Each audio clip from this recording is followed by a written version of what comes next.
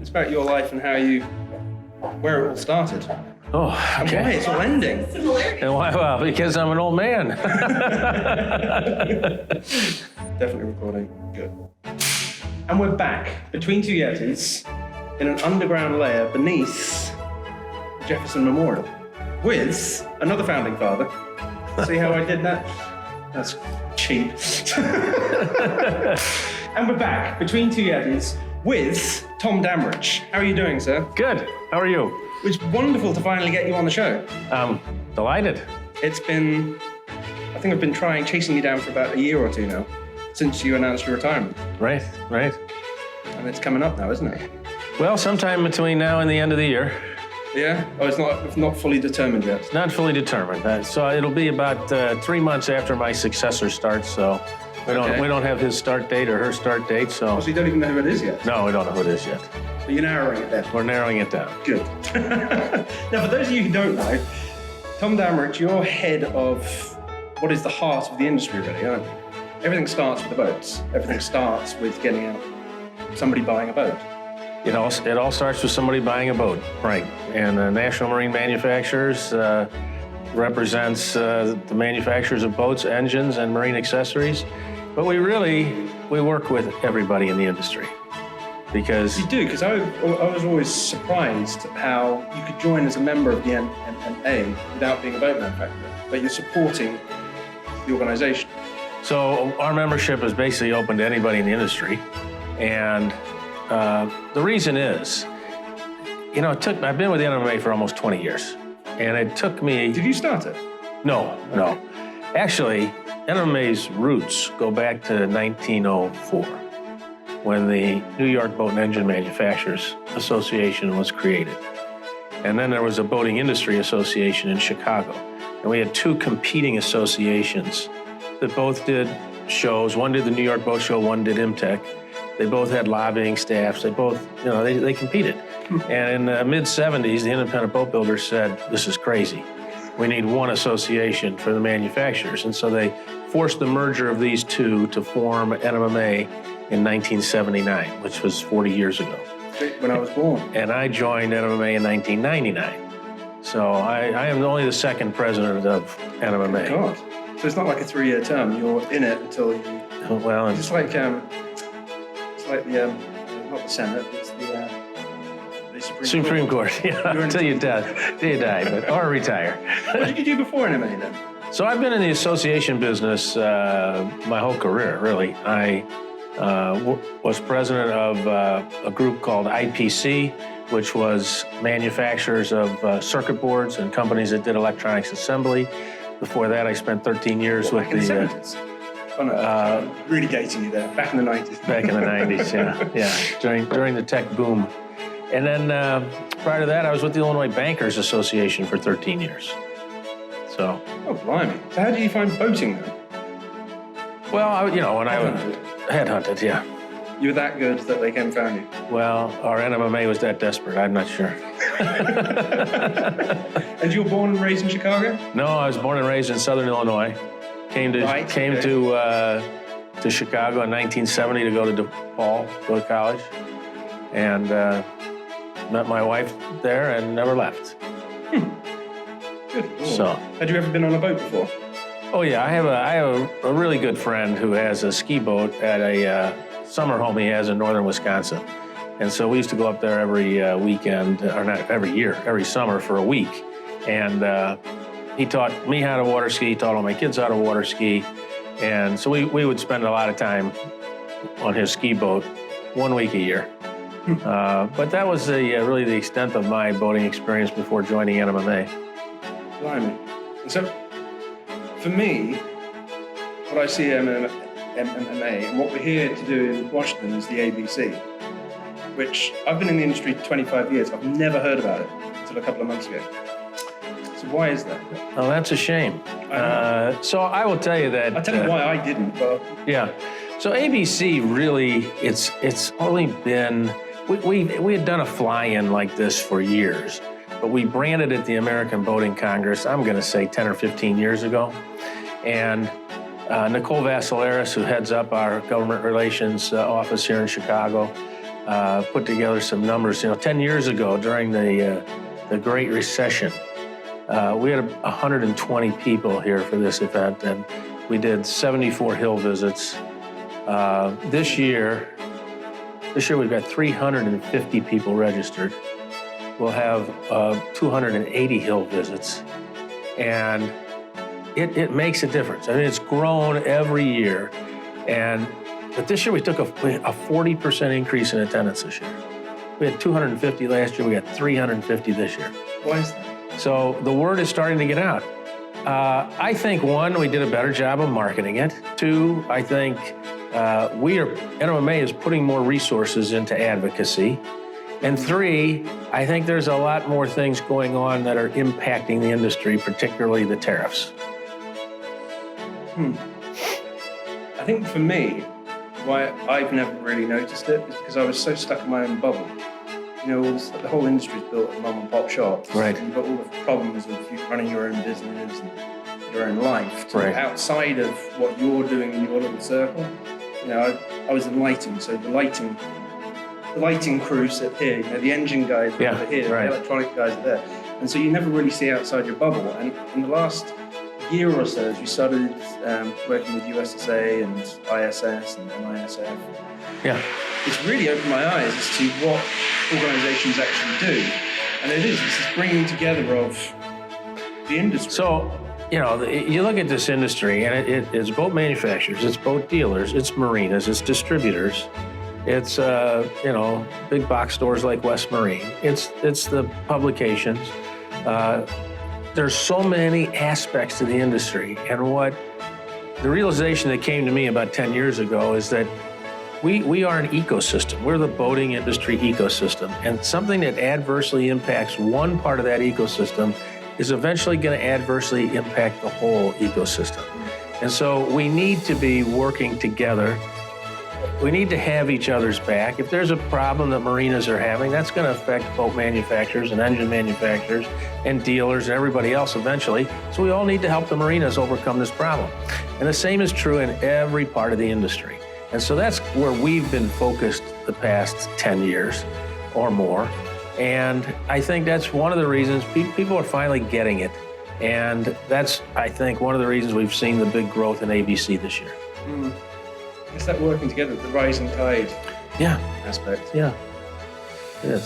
So, the industry is very competitive, but we don't all need to be competitors, correct? Our real competition is not each other. Our competition is other things people could spend their leisure dollars on. Yeah. So it's RVs, it's golf, it's all the other things that people can do outdoors other than boating. I always find it's interesting. People in the industry always joke that boat stands for break out another 1,000, and we all joke that the best boat is somebody else's.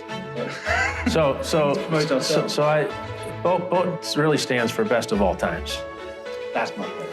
That's much better. That's what we should people visit. Best of all times. And of course, the two best days in a boater's life, every Saturday and Sunday. See, that's the way it should be done. That's right. Yeah. Good Lord. So what's your plan then for moving on? So I don't really have any plans. I have ideas. And you want to take a break? No. I'll just keep going. Yeah, of course. Okay. The fifth grade is coming through. Yeah. So Stand by that. I don't have any plans. I have a lot of ideas. And I basically want to continue to be useful. I want to continue to have an impact somewhere. And so, I'm looking at things like potentially teaching or mentoring or other things where I can help other people be successful. Good Lord. Good. How old are you now? I'm allowed to say it. No, I'm 66. I'll be 67 when I retire. Oh, so this is elective. This is generation? Yeah. Awesome.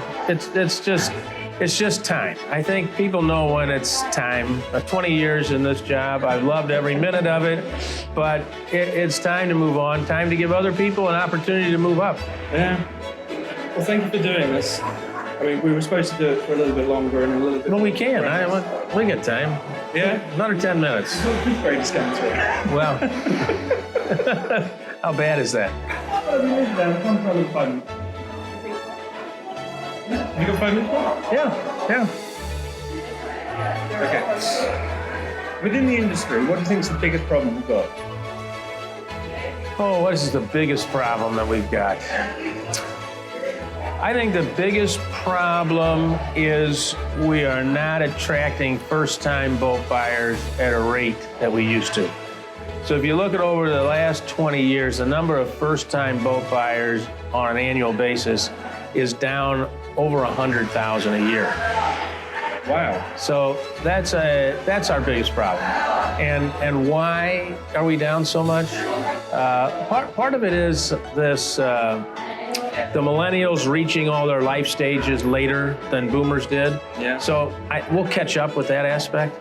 That's very true, actually. People having kids, getting married later. Well, they say everything's happening 7 years later. So we got this like 7-year hole. And I think done in 7-year itch, 7-year. I don't know. Sorry. It's a lucky number, maybe. Yeah. But I think Discover Boating did a study where they looked at the path to purchase for first-time boat buyers. And they found there's a lot of friction in that purchase funnel. And for every 100 people that start on the journey to buy a boat, only 2 come out at the bottom with owning a boat.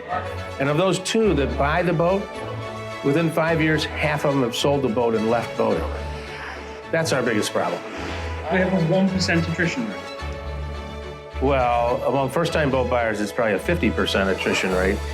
But we only get, we're only getting 2% through the funnel. So, we're not as transparent as we need to be on the costs of ownership. Cost of ownership. This is the one thing we see a lot down in Fort Lauderdale. People jumping in, but it's the typical story. Mom and pop sell their shop, whatever they were doing up in the Midwest, go and buy a boat down in Florida. $5 million for a boat? No, I'll get $1 million one. And they don't realize how much extra that boat is going to cost. Right. And then they're out within a year. Right. So I think if we can find a way to convince the industry that we need to be more transparent about the cost of ownership, that it's better to have a new boat buyer that understands what they're getting into, stays in boating, and throughout their life buys 4 more boats, than it is to sell a boat today, half of them leave boating and never buy another boat. It's always easier to keep a customer than get a new one. Get a new one, right. Yeah. Okay, because that's one of the things we see is it's the hidden cost. It's not so much hidden cost, it's just the... Well, they are hidden. They're hidden. I mean, and unless somebody specifically asks, no one volunteers that information to the first-time boat buyer. So how do you take that engine out? Well... and I mean, the other thing is, I'm just finishing up my doctorate in business administration. And so I did my thesis on the impact of missing prices on the purchase journey. There are many boat segments, new boat segments, that do not publish price on their websites, their dealer websites, or third-party websites.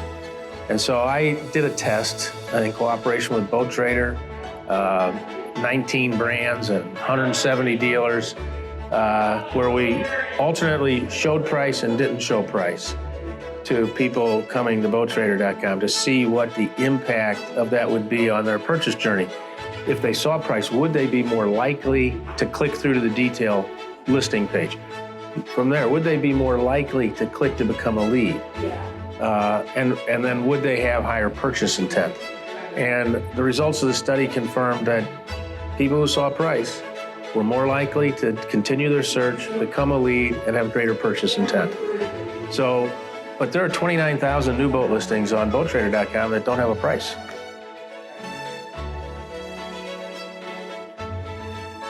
And then you get into, this research then raises a whole another set of potential research questions. If you don't show price, how does that affect search engine optimization? How does that affect people finding your website if there's no price. I don't know the answer, but it's another question to look at. Good. So you represent all the small boat guys as well. Small boat as in 50-foot and under. Well, we've got some manufacturers. We probably go up to 100 or 110. But the heart of it, Formula Thunderbolts. Yes. The chaparrals, the sea rays, the cobals, the pontoon boats, the ski boats, the aluminum fishing boats. I'm always amazed that they're in the middle of the country. They're not out near coastal areas. They're in the tundra. Well, there's a lot of boat building in Michigan and Minnesota and Wisconsin and Tennessee and why is the that? Carolinas and Neodesha, Kansas. Is that because that's the Rust Belt of America? That's where. No, you look at some of those are Great Lakes states, and those are like coastal states. But I think there's a lot of water inland in this country. 90% of all Americans live within 1 hour of a navigable body of water. We are a boating nation. We are a boating nation, more so than any nation in the world. 50% or more of the world market for recreational boating is in the United States. Good. And what's the export of American boats? Well, before the tariffs, U.S. manufacturers were a net exporter. Wow. Of boats and marine products. And now? Well, the tariffs, especially the 25% tariff from the EU, it's been painful. That's only been put in place in the last 6 months. In the last 6 months, yeah. Now, all right, let's go a little bit political. Okay. We're in the heart of it. Yeah. Has there been a sizable change in the last 2 years that you've seen across your members? What kind of change? In activity? So this year, we added 2 state-level government relations people. One to cover the southeast states who lives in North Carolina, and one to cover the Great Lakes states who lives in Minnesota. And their goal is to do more outreach at the state level because many state legislators and governors end up in Washington, D.C., and we'd like to make friends before they get here. But they're also reaching out to member companies, encouraging more plant visits of elected officials to visit our plants. And our goal is to get greater engagement of our members and the industry in the legislative process, the regulatory process, the political process. And it is happening. We also have this Voting United, which is a way for us to alert people when there's an issue that we need them to contact their member of Congress, or we need them to contact the EPA on their proposal to make E15 sales year-round, and make it very easy for them to send a letter or a text or make a phone call with the talking points or the letter already pre-written. And we are seeing thousands and thousands and thousands of people in the industry engaging by contacting their member of Congress. And that's the first step. If we can get them engaged at the state level, it's a smaller leap to get them engaged at the federal level. And once we get them engaged, we eventually want to get them here to Washington, D.C. if we can. I think this is what's beautiful about America. You can come and do this. You can come and talk to your officials. You can, and when you do, it has an impact. There is absolutely no question. When you do, it has an impact. We have NMMA Canada as well, and Sarah Angel runs the NMMA Canada and does all the lobbying in Canada. We recently got the Canadian government to remove their 10% retaliatory tariff on boats going into Canada. And that's because we galvanized the industry, got them together to talk with their legislators in Canada, and made it obvious that this was doing more harm to dealers in Canada than it was to manufacturers in the United States. And, when Nicole talks with people in the Department of Commerce or the USTR office, they're all like, how did you do that? How did you get Canada to remove the retaliatory tariffs? And the answer is, we got the industry engaged in the process. Well, what I'm doing with Between Two Yetis is, well, my aim is to show what you guys have been talking about. So the jobs, the people, the interaction, the skills. I mean, I come from a very small little town in England, and my dad started a boating lighting company 20 years ago, and now there's 5 companies in that little town with about a support group of another 25 companies. Right. And the knock-on effect of somebody buying a boat, it doesn't matter if it's 25,000 or 25 million, the knock-on effect goes around the world. Oh, yeah. And we're hoping to be able to go and meet everybody from leaders like you to the guy who owns the boat to the guy who cleans the boat, and show the breadth of, it's not a trickle down, it's, Jason Dunbar? No. Luke Brown Yachts, he calls it a fire hose effect. Yeah. into the economy. No, it is. It is. I mean, our hashtag for ABC this year is Boating Means Business. It used to be we would come up here and talk with legislators and their staff, and we were from the boating industry, and immediately they'd want to talk about their last fishing trip or about their last boating outing, and how much fun boating was. And boating is fun, but boating is also big business. Yeah. And so we've turned our message to boating means business. Boating is jobs. Boating is lots of economic activity. Working with other outdoor recreation groups that we call the Outdoor Recreation Roundtable, we got the Congress to tell the Bureau of Economic Analysis to do what's called an outdoor recreation satellite account to add up what is the value of outdoor recreation to our economy. And they came back and said that outdoor recreation is 2.2% of the U.S. economy. Now, that may or may not sound like a lot to you, but agriculture is 1%. Wow. Agriculture is 1%. Outdoor recreation is 2%. And recreational boating and fishing is over $38 billion of gross output of GDP. It's a big industry. Yeah. It's amazing, actually. It's bigger than agriculture. Outdoor recreation, all of outdoor recreation is twice the size of agriculture. But again, this is America. In England, outdoor recreation doesn't exist. We don't hunt, we hike, but we kind of ramble, we walk. We don't boat, we certainly don't fish. Well, Americans love the outdoors. America loves the outdoors. Yeah. That's why it's called the Great American Outdoors, right? Yeah. Blimey. I can't wait to see what happens at ABC. It's going to be a great week. Yeah. Great week. Tom, thank you. My pleasure. And, Lee? Now, just a quick disclosure. Up there is Jefferson Memorial. Yeah. Right above our heads. You can't see it, but it's there. Awesome. They didn't stop us. Thank you, sir. With all that noise, how's this going to come out? I don't know. No, really good because you guys are talking so good. Okay. So, and then you're on separate.